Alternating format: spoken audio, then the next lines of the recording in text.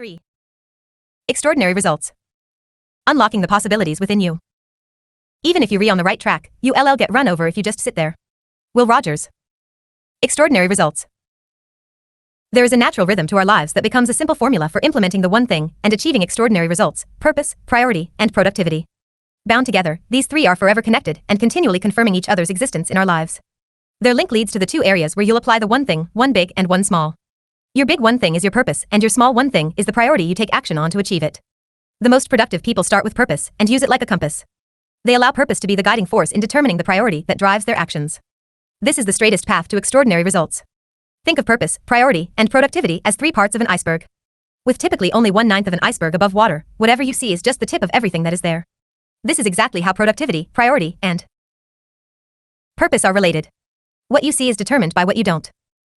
Fig 22 Productivity is driven by purpose and priority. The more productive people are, the more purpose and priority are pushing and driving them.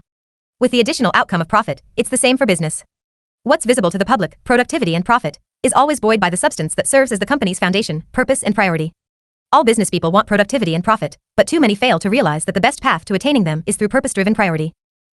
Fig 23 In business, profit and productivity are also driven by priority and purpose. Personal productivity is the building block of all business profit. The two are inseparable. A business can't have unproductive people yet magically still have an immensely profitable business. Great businesses are built one productive person at a time. And not surprisingly, the most productive people receive the greatest rewards from their businesses. Connecting purpose, priority, and productivity determines how high above the rest successful individuals and profitable businesses rise. Understanding this is at the core of producing extraordinary results. Life isn't about finding yourself. Life is about creating yourself. George Bernard Shaw. 13 Live with purpose. So, how do you use purpose to create an extraordinary life? Ebenezer Scrooge shows us how. Cold-hearted, penny-pinching, and greedy, a man who despised Christmas and all things that give people happiness, his last name a byword for miserliness and meanness, Ebenezer Scrooge might have been the least likely candidate to teach us anything about how to live. Yet, in Charles Dickens's 1843 classic A Christmas Carol, he does. The redemptive tale of Scrooge's transformation from stingy, callous, and unloved to considerate, caring, and beloved is one of the best examples of how our destinies are determined by our decisions, our lives shaped by our choices. Once again, fiction provides us a formula we can all follow to build an extraordinary life with extraordinary results. I'd like to beg your forgiveness, take a little literary license, and quickly retell this timeless tale to show you. One Christmas Eve, Ebenezer Scrooge is visited by the deceased spirit of Jacob Marley, his former business partner. We do not know if this is a dream or if it's real. Marley wails, "I am here tonight to warn you that you have yet a chance and a hope of escaping my fate. You will be haunted by three spirits, from the past, present, and future, as it turns out. Remember what has passed between us." Now, let's stop for a second and bear in mind who Scrooge is. Dickens describes him as a man whose old features are frozen by the cold within him. Tight-fisted, with head down and hand to the grindstone, Scrooge pays as little as possible and keeps as much as he can. He is secretive and solitary. No one ever stops him in the streets to say hello. No one cares, for he cares for no one. He is a bitter, mean, covetous old sinner, cold to the sight, cold to the touch, and cold of heart, with no thaw in sight. His life is a lonely existence, and the world is worse off for it. Over the course of the evening, the three spirits visit Scrooge to show him his past, present, and future. Through these visits he sees how he became the man he is, how his life is currently going, and what will ultimately happen to him and those around him. It's a terrifying experience that leaves him visibly shaken when he wakes the next morning. Not knowing whether it was real or a dream, but giddy upon discovering no time has passed, Scrooge realizes there is still time to alter his fate. In a joyous blur, he rushes into the street and instructs the first boy he sees to go buy the biggest turkey at the market and send it anonymously to the home of his sole employee, Bob Cratchit. Upon seeing a gentleman he'd once rebuffed for pleading charity for the needy, he prays for forgiveness and promises to donate huge sums of money to the poor. Ebenezer eventually ends up at the home of his nephew, where he begs forgiveness for being such a fool for far too long and accepts an invitation to stay for holiday dinner. His nephew's wife and guests, shocked at his heartfelt bliss, can barely believe this is Scrooge. The next morning, Bob Cratchit, upon arriving noticeably late to work, is confronted by Scrooge. "What do you mean coming here at this time of day? I am not going to stand for this sort of thing any longer." Before this wretched news can sink in, the incredulous Cratchit hears him say, "And therefore I am about to raise your salary." Scrooge goes on to become the Cratchit family's benefactor. He finds a doctor for Tiny Tim, Cratchit's invalid son, and becomes like a second father to him. Scrooge lives out the rest of his days spending his time and money doing everything he can for others. Through this simple story, Charles Dickens shows us a simple formula for creating an extraordinary life: live with purpose. Live by priority. Live for productivity. As I reflect on this story, I believe Dickens reveals purpose as a combination of where we're going and what's important to us. He implies that our priority is what we place the greatest importance on, and our productivity comes from the actions we take. He lays out life as a series of connected choices, where our purpose sets our priority, and our priority determines the productivity our actions produce. To Dickens, our purpose determines who we are. Scrooge is transparent and easy to understand, so let's revisit A Christmas Carol through the lens of Dickens's formula. At the place we enter his life, Scrooge's purpose is clearly about money. He pursues a life either working for it or being alone with it. He cares for money more than for people and believes that money is the end by which any means are justified. Based on his purpose, his priority is straightforward, making as much money for himself as he can. Collecting coin is what matters to Scrooge. As a result, his productivity is always aimed at making money. When he takes a break from making it, for fun, he counts it. Earning, netting, lending, receiving, tallying, these are the actions that fill his days, for he is greedy, selfish, and unmoved by the human condition of those around him. By Scrooge's own standards, he's highly productive in accomplishing his purpose. By anyone else's, it's simply a miserable life. This would be the end of the story, were it not for the perspective provided to Ebenezer by his former partner. Jacob Marley didn't want Scrooge to reach the same dead end he had. So, after the haunting, what happened to Scrooge? By Dickens's account, his purpose changed, which changed his most important priority, which changed where he focused his productivity. After Marley's intervention, Scrooge experienced the transformative power of a new purpose. So, who did he become? Well, let's look. As the narrative ends, Scrooge's purpose is no longer money, but people. He now cares about people.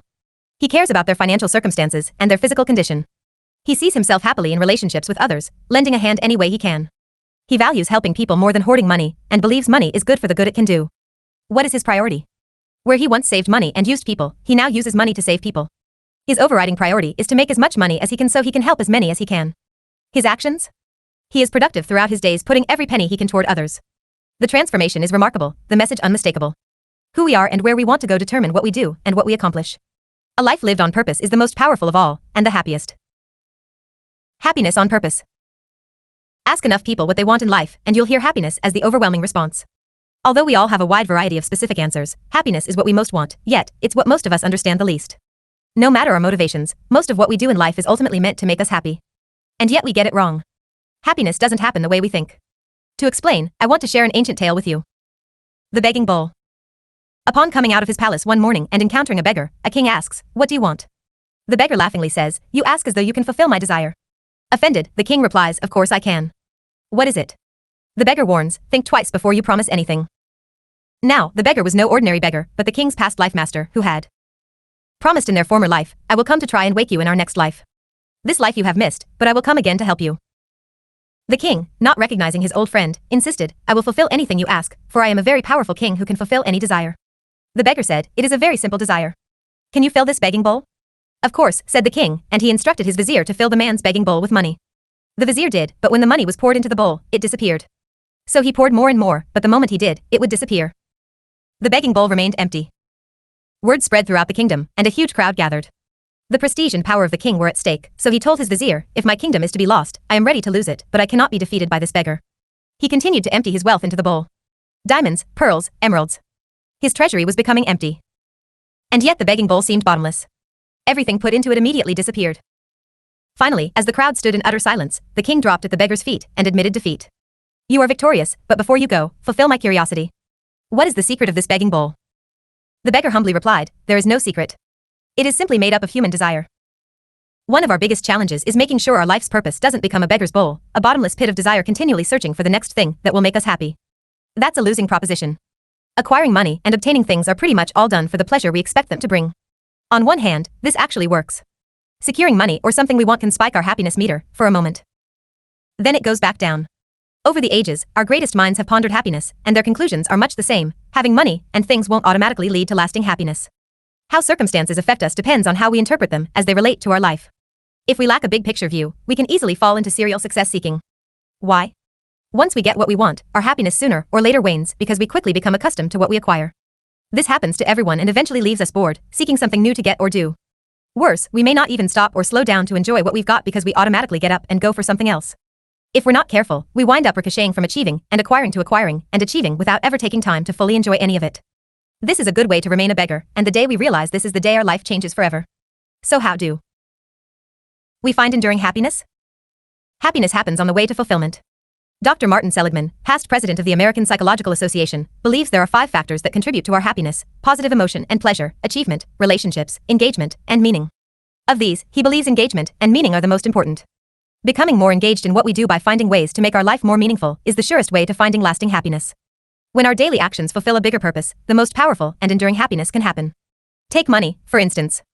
Since money represents both getting something and the potential to get more, it makes for a great example. Many people not only misunderstand how to make money, but also how it makes us happy.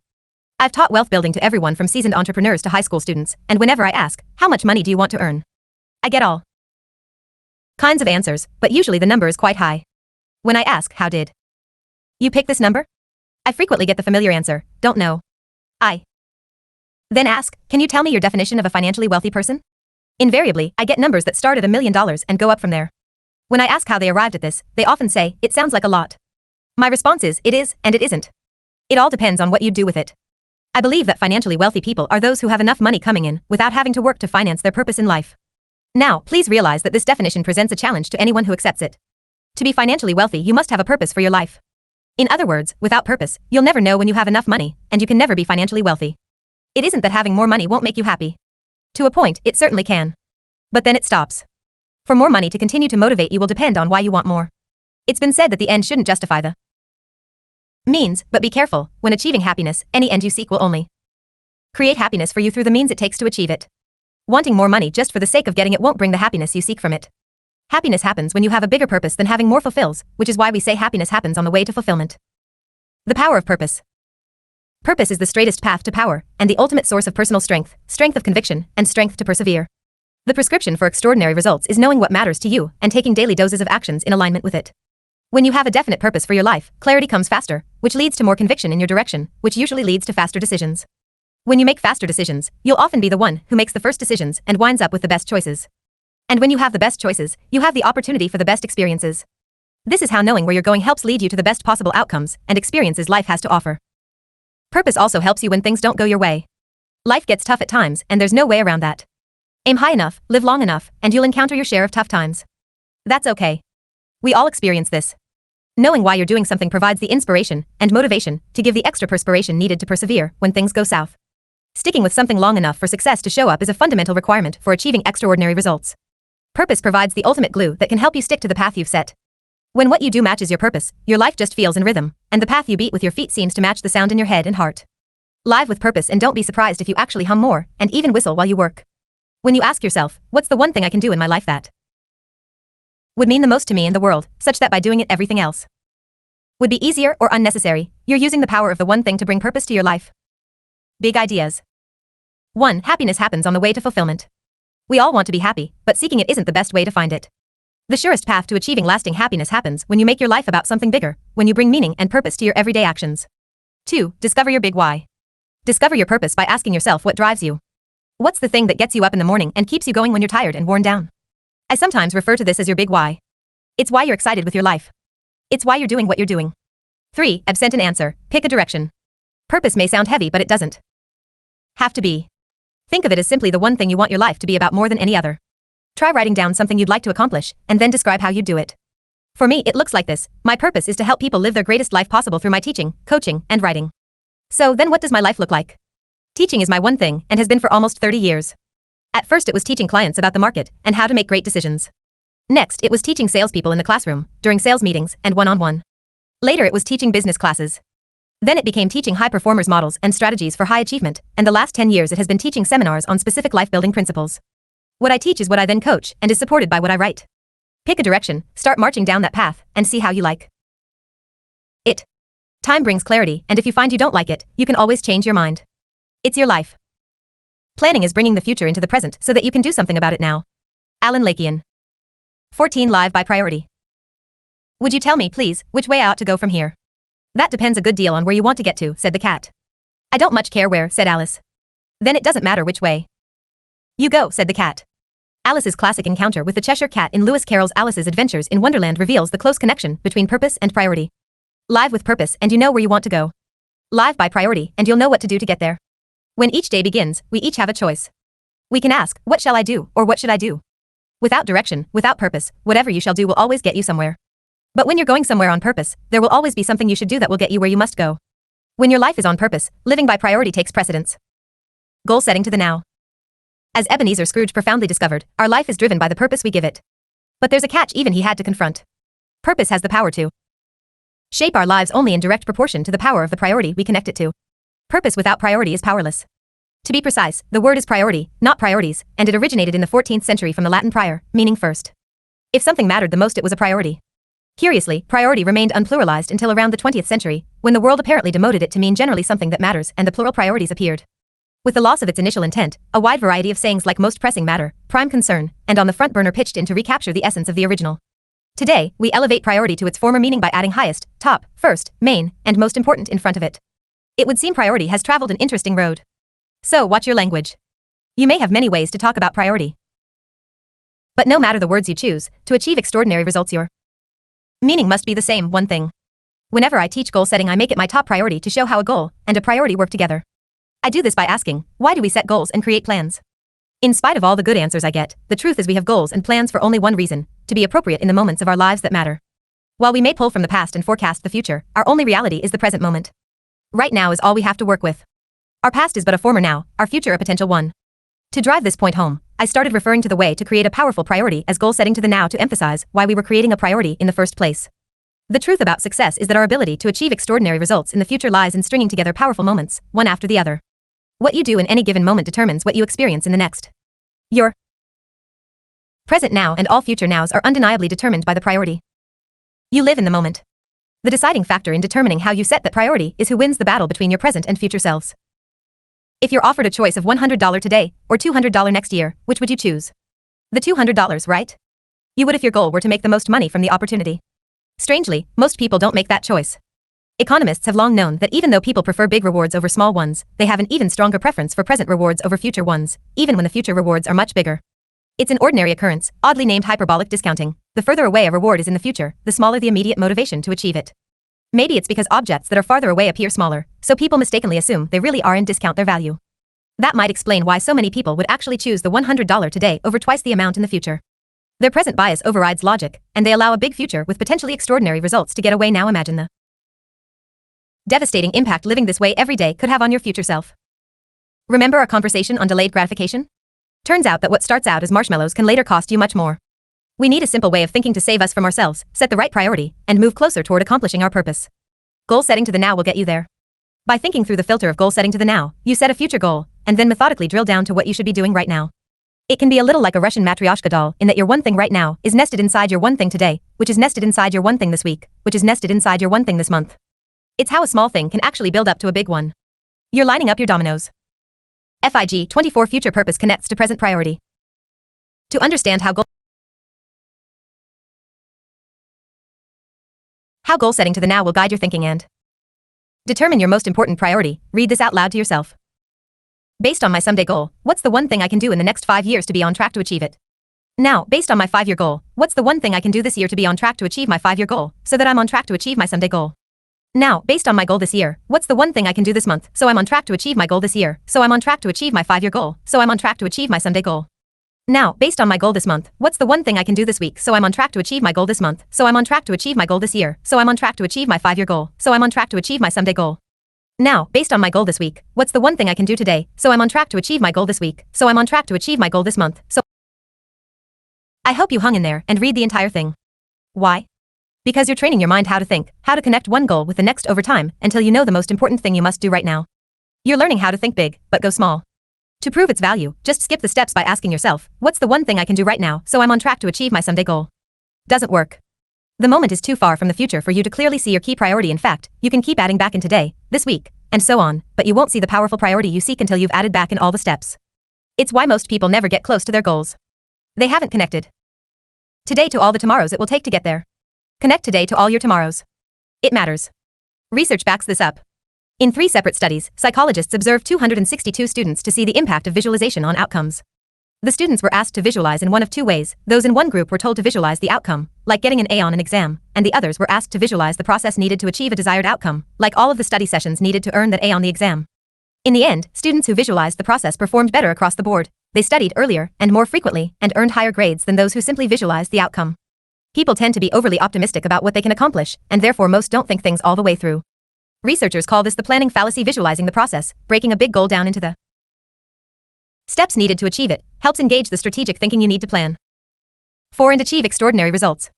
This is why goal setting to the now really works. FIG 25 Living a Domino Run. I have this dialogue with people every day. It's particularly effective when they ask me what they should do. I turn it around and say, before I answer your question, let me ask you something. Where are you going, and where do you want to be someday? Without fail, as I walk them through goal setting to the now, they catch on quickly and come up with their own answers, and by the time they tell me the one thing they should be doing right now, I laughingly ask, so why are you still talking to me? Your last step is to write down your answers. Much has been written about writing down goals, and for a very good reason. It works. In 2008, Dr. Gail Matthews of the Dominican University of California recruited 267 participants from a wide range of professions, lawyers, accountants, nonprofit employees, marketers, etc., and a variety of countries. Those who wrote down their goals were 39.5% more likely to accomplish them. Writing down your goals and your most important priority is your final step to living by priority. Big ideas. 1. There can only be one. Your most important priority is the one thing you can do right now that will help you achieve what matters most to you. You may have many priorities, but dig deep and you'll discover there is always one that matters most, your top priority, your one thing. 2. Goal set to the now. Knowing your future goal is how you begin. Identifying the steps you need to accomplish along the way keeps your thinking clear, while you uncover the right priority you need to accomplish right now. 3. Put pen to paper. Write your goals down and keep them close. Pull your purpose through to a single priority built by goal setting to the now, and that priority, that one thing you can do such that by doing it everything else will be easier or unnecessary, will show you the way to extraordinary results. And once you know what to do, the only thing left is to go from knowing to doing.